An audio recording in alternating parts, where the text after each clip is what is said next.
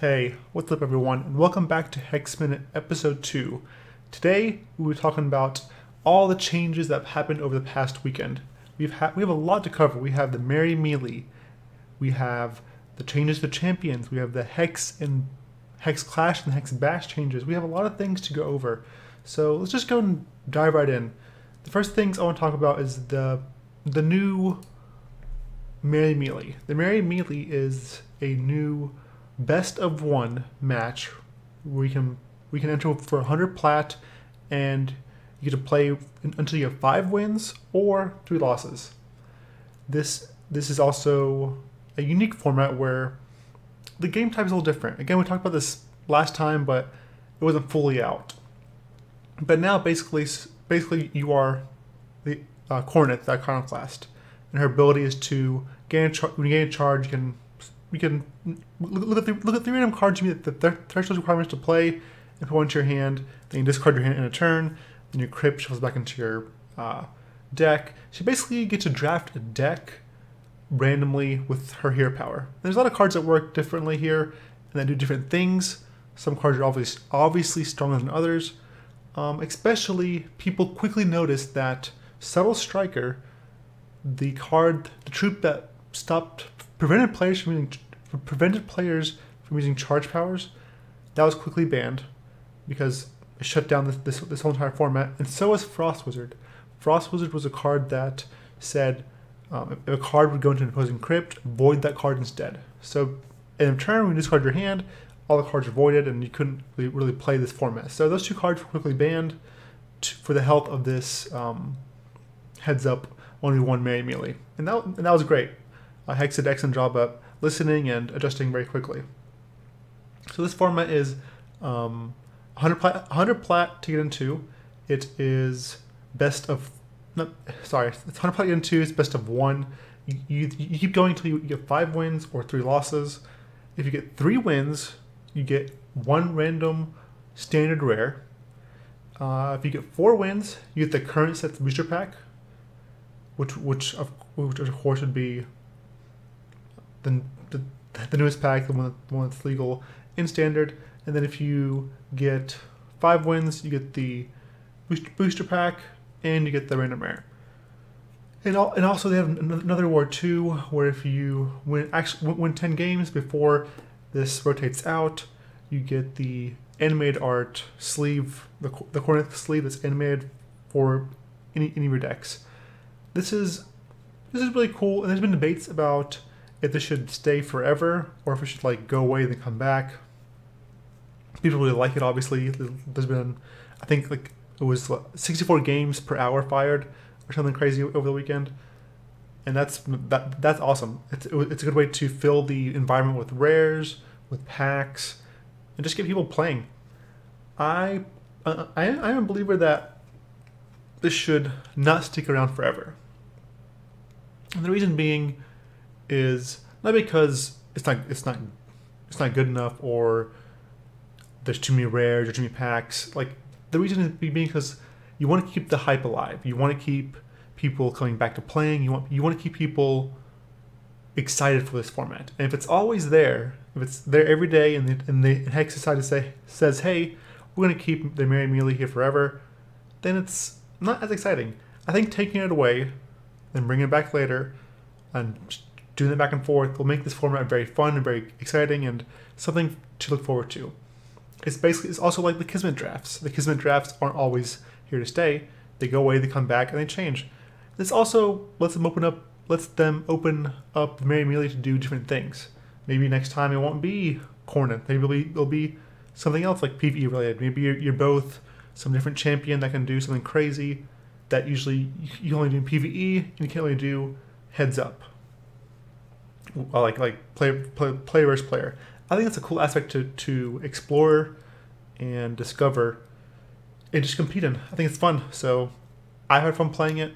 I'm sure you guys have too. So I think this is great. This is awesome to play, and awesome way to fill the environment with cards and rares and packs. So over the weekend too, we also had balance changes. Balance to a lot of champions, and changes to a lot of champions. So let's go over some of those real quick. So one of them was Isabella the Cursed. Isabella the Cursed had her charge power reduced by 1 to make her, give her a little boost, make it a little better. And this is basically just, obviously overall a buff. So this helps Isabella in limited, or I guess more so in constructed than just limited because you can only play her. But this is overall boost to the champion. Another one that got boosted was Jaws. Jaws had his health increased by 2 health points. So when you start the game, you have 25 health.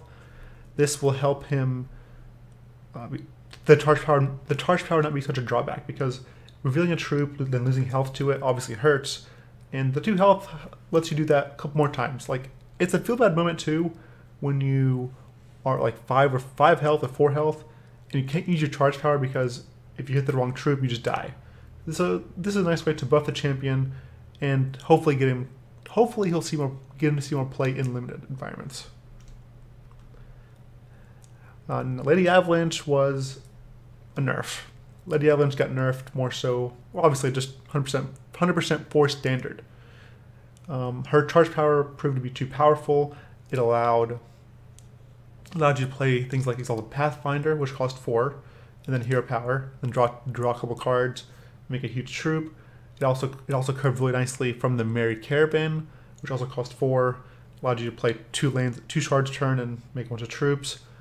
This was beginning to get to, like, too much and too powerful. Like, not only did she allow you to play extra resources per turn, but she also made a troop very large. Nerfing her charge power to cost an additional 1 more is a great step. Now, maybe the player will have to think about playing Exalted Pathfinder. Maybe they'll play on turn 5 instead of turn 4. Or maybe they'll hold on the Merry Caravan, but it's not as explosive or as like, it's hard to explain. It's not explosive or as like just doesn't destroy you as quickly. It's gonna take a little more time, and usually Lady Avalanche can use her charge power like 3 times in a game. Now it's probably be like more to two times, because the difference between 12 charges, which is 3 times before, and 15 is a lot. So I think this is a great change. Hopefully, it hurts her a little bit, but I don't think it's going to hurt her too much where she won't see play anymore. And Limerick the Lewd got a buff in his health. He was at 19 health, now he's at 21. This is in hopes of that he will see more play in limited by his health change. Nothing too fancy here.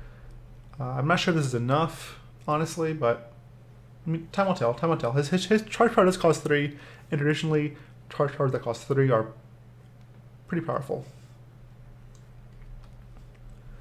Next one is Mistress. I'm probably gonna butcher this name. Erevan. She was like, I would say it was an overall buff, but she lost 2 health. She's no longer at 25 health. She's now at 23 health. But her charge power, instead of being 5, is only 4, and it gives a troop death cry permanently when it dies. This is, I guess, more so a balanced change. I'll still say the buff, like having like 25 and 23 health is a big difference, obviously, but being able to use your charge power twice at 8 charges instead of 10 charges is huge. So hopefully this will help her again see more play in limited as well. And who knows, maybe she'll be able to see more, or see some play in constructed. I hope so.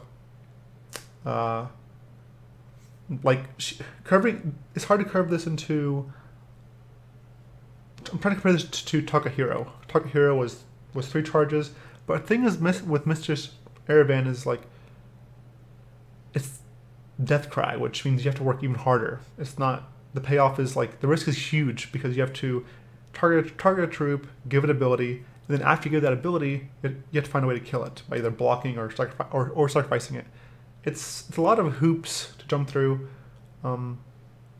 Honestly, I won't be too sad this was a 3 cost, but we'll see. We'll see how 4 does. I mean, drawing cards is obviously very powerful. You can't just like change that completely. So this should be good enough, especially for limited. So we'll see.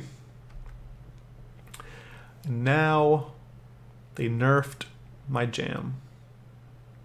The Blackberry jam, that is. The Blackberry Knight. His health has been reduced by 2. It is no longer 24. It is now 22 points of health. And on top of that, the charge power is now 4 instead of 3. And someone's obviously someone's a Grave of Wrath.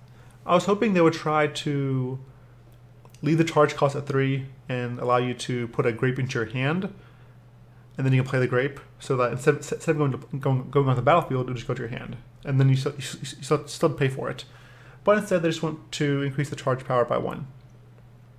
This is obviously huge for limited. Like this changes the champ a lot for limited. So still gonna see play, but it hurts it. It's not gonna be as he's not gonna be as dominant. As far as constructed, this again obviously hurts. That 2 health decrease hurts champion, and the 4 cost charge power hurts, but not as much as you think, because usually when you're charge power, you want to consult. You're doing it to consult the talons, to play the grape, then consult the talons, all in one turn. So now you just have to play safer. You can't be as you can't just jam it out there and just do nothing. Like you want to save your grape so you can consult in the same turn and refuel. So, and also reducing the cost of the health of this champion helps aggressive decks in standard be more powerful, or basically because they have to, instead of having to deal 24 damage, they'll have to do 22. So hopefully this helps. This is a boost for aggressive decks because they've been struggling as well in standard play. This champ, his health stay the same. His charge power is reduced by 1 instead of 7. It's 6. I think this champ is awesome. I still think 6 is too much, but you can't really reduce it anymore. He's in a weird spot. Maybe if they increase the health a little bit more, maybe like 26 or 25, make it like an excellent Sapphire Blood control champion. But as it stands right now, 6 is still a lot, but it's so sweet. It's a very powerful ability. It's basically a 2-for-1 because you get to make them discard a card, you get to draw a card. This is a champ you really want to be able to get multiple charges or even reduce the cost of the charge power. So if you can find a way to abuse him with Eternal Bastion, which lets you reduce the overall cost of your charge power, or by using something like Eyes of the Heart, which will give you a ton of charges, and you can just try to abuse the ability of making your opponent discard their hand, and then you drawing a couple extra cards. Like if you can do a couple Eyes of the Heart back to back, you can deal some real damage to your opponent's hand while also refilling yours.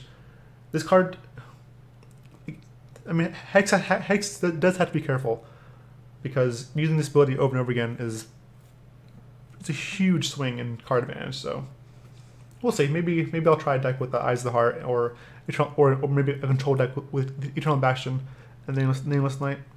I like him, so hopefully he'll be good enough, and we'll see. We'll see what we can come up with. Another change is the Rabid Rider. This is again mostly for limited. The charge power has remained the same. All that's happened is instead of +3 attack and feral, now it's +2 attack and feral. So not a huge difference, but I mean you basically get to gain 2 health over the course of the match, 2 or 3 health. So nothing to scoff at, but I don't think it's a huge thing that where it'll make the Rabid Rider not playable. That's it for the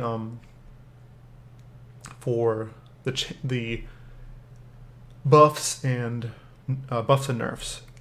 So like after this, we get to some we get the elementals. The elemental champions didn't get buffed or nerfed. They just got completely reworked, completely changed. Nobody was playing them. Having elemental in play, and like first of all in your deck, if you draft it in your deck, then play it. It just wasn't the ward wasn't good enough. So they reworked all these champions. So let's see what we got here. We got Rihanna the Flame, not Rihanna, but that's what I call her. Rhiannon of the Flame. Then we got Marcool of Shadows and Darren of Light. These were all reworked. Marcool's the only one that got a nerf in HP. He has lost, I believe 3 health. But now, controlling a familiar gives you your charge power and like a really powerful ability. Like Marcool, for example, lets you deal 2 damage and gain 2 health. That's a 4-point life swing for only 4 charges. That's huge. I mean, that's powerful, and this is something that you'd want to do if you had a familiar, like especially the 3/2 speed familiar is excellent here. Marcool, I think this is a great change for him. It gives him reach and gives the champion stability. Like, you can build both ways. You can build aggressive, or you can build a little more mid-rangey or controlling and limited. I think this is an excellent way to help this champion out. Darren of Light now if you control familiar, it gives a troop +2/+2 permanently and a random boon. With the buff with boons, this is excellent because now you can't roll the same boon, and it's +2/+2 permanent buff. So I have a feeling Darren will, if you can have like Glimmer Fox is an excellent familiar. If you can have a couple Glimmer Foxes and some other elementals, the plus to Darien can be huge, especially if you get like Life Drain or Flight or Swift Strike. It can just be backbreaking. Excellent change to Darien, and again, you feel like the investment into elementals is definitely worth it by playing him. And the last one is Rhiannon of the Flame. She now gives all your troops +2 attack and crush if you control elemental. For 5, that's basically like it's almost like how much would this cost us in spell form? I would say at least like 4, right? 4 or maybe 5. So this is probably the strongest one, especially if you have like an aggressive deck with like Flame Fiend or Flare Fiend or Flare Fiend, and then just a bunch of ways to make cheap creatures, or even some way to make like a token. She can definitely push damage through very quickly and just overrun your opponent. Again, another charge power that is worth it for drafting elementals. So I think these are all great. Now, all 3 of these champions feel like that the charge power is worth it, and drafting elementals is worth it if you want to go into one of these champions. So we have all those changes. So let's get this out of here. And then after that, the last things we had was the Hex Clash and Hex Bash. So Hex has told us that they've had some sort of issue with mailing money worldwide. There's been some sort of hiccup that they've run across. So they're changing the structure for Hex Clash and the Hex Bash. What's happening for now is we will no longer get a cash prize. Instead, we'll be rewarded in platinum. On top of that, we'll have the Hex Clash and the Hex Bash both on Saturday and Sunday. Instead of having one on Saturday, one on Sunday, we'll get both on Saturday and Sunday. So that means that means four events over the weekend, which is, I think, fantastic. And they won't take all day. Now they're only 4 rounds. So, for example, the Hex Bash is still the same cost. It's still 700 plat to join. Now it's best of 4 rounds. So it's only 4 rounds, and then Swiss.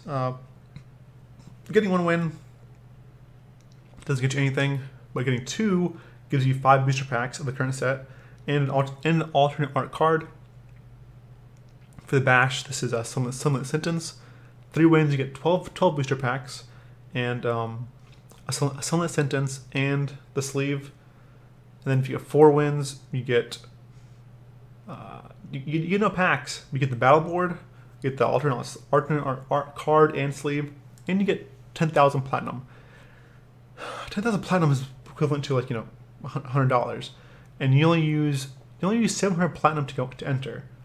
If you just one time go 4-0 and convert your 700 platinum into 10,000 platinum, you're basically free rolling for months. Like you're just even if you get no wins the rest of the time, like the next like 2 months, you still have platinum to spare. This is a huge way to it's like incentivize people to play well, to buy cards, and to build a good deck. Because if you and playing these events, because just winning one time, like even if you lose 5 in a row or 5 5 weekends in a row you lose, just winning going one time going 4-0 just completely erases that and gets you back into the positive. And that wasn't always the case with the normal bash. Like sure you could win money, but honestly, even the people that were winning a lot of money, it wasn't even that much. Like it was, and it catered to the top like 5% of players, if that. I think this is a better way for the average player to play Hex, get cards and stuff they need, and it caters to them, and that's what you want to cater for. You want people to have easy access to cards, and you want them to be able to play the game, and not feel like they're being just light years behind. I think this is a great way for Hex to a great thing for Hex to do until things get sorted out. See what they want to do after that. Same thing with the Clash. The Clash is same payout. Like 2 wins get 5 booster packs, 3 wins 12 booster packs, 4 wins 2,000 plat, and usually packs sell for about 180 plat.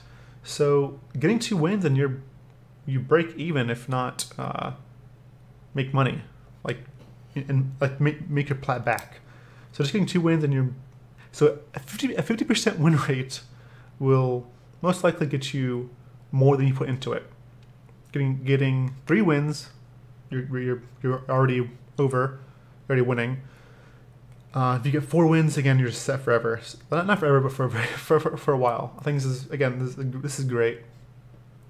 And also the Cosmic Crown Showdown will be coming up May 12th to 13th. I won't get into that too much right now because that could be the next Hex Minute. But that will be in cash. I am curious to see how the CCS will pay out after May 12th and 13th, because obviously inquiry minds want to know, and I want to know if it's going to transform to platinum or what's going to happen. Because if you already can get plat from the Hex bashes and the Hex clashes, then what's going to set the Cosmic Crown Showdown set it apart from the Bash and Clash? Because to be a top 64 player in limited or constructed, and then qualify for this tournament, you need to make it worthwhile. The payout has to be either extravagant, more so than Hex Bash and Clash, or it can just be cash. Maybe the Cosmic Crown Showdown will only reward in cash now. Maybe the Cosmic Crown Showdown players will get like a special battle board or special sleeves. Just something to make it worthwhile and stand out from everything else, because the Cosmic Crown Showdown is only once every 2 months, where the Hex Bash and Hex Clashes are now twice each per week. So the Cosmic Crown Showdown really need to stand out above the rest for players to incentivize players to climb into your top ranking, top 64 for limited and constructed. So I'm sure Hex will figure that out. But I just want to say, overall, I like all these changes. I am happy about basically everything. Like we the people asked Hex for more gauntlets, and they basically did that. They gave us the Merry Melee, and they doubled the number of tournaments per weekend. So they're definitely listening. We also asked for an easier way for players to, like newer players, to get access to cards, to get access to new decks, and just feel like they're progressing towards something. Feel like they're like, hey, I can play for 10 hours a day or whatever, and I'm actually working towards something instead of just not working towards anything. And like there's no ladder. There's no point playing the ladder. There's no point do anything like I'm already cosmic. Now it feels like you're actually working towards something. This is great. I'm excited to see what the cosmic coins will do in cosmic, what they can buy. Again, I hope that lets people buy a random rare or maybe a pack. Obviously, cosmetics will be cool too. But I do hope like I can play like in cosmic, maybe get 10 wins or X amount of wins, and then X coins will give me a pack. That way I can just grind all day if I'm a new player and I want packs to either sell for platinum to buy the card I want, or to crack the packs, or take the packs and play them in limited. This is a great way to incentivize players to play after they hit cosmic. And the last thing I wish, or maybe just address down the future, is like there's sometimes I have like 500 commons, or 500 I guess, maybe 200 commons of a card, of the same card, or 100 or 50 uncommons of the same card, because we're drafting a lot, opening packs, whatever. And the cards don't sell, and they're not worth really selling. It's not worth selling a common for like maybe some amount of gold, or maybe like one plat or whatever. I want a way that I can like transfer the bulk of my commons, or the bulk of my uncommons that I have an excessive amount of, into gold, into dust, into like not promo dust, but like common dust, uncommon dust, rare dust, even promo dust, or even just a different card. Maybe I can like trade 4 uncommons, 4 excess uncommons for uncommon I don't have, or just to re-roll it to maybe a different uncommon or whatever. Just something to get rid of all this excess stuff that I don't need. This is a nice way to get cards out of the game, which Hex does eventually want to. You don't want to overflood with like a ton of copies of everything. This will do that, and also give people a way to do something with the duplicates and not feel bad about having like 50 Baby Eddies, or 20 Baby Eddies, or whatever common or uncommon you have a ton of. But overall, I just want to give a big thumbs up to Hex. These were all great changes. These were all great changes. I believe they were excellent for the community, excellent for the players, excellent for you and me. And yeah, it's exciting. I hope this trend continues. I'm excited for next weekend's Cosmic Crown Showdown. I should be qualified, and I'm excited to see what the Hex Cosmic Coins will be too. So, alright guys, that's it for me. Thank you for tuning to Hex Minute, and I'll catch you all next time. May Kismet bless you.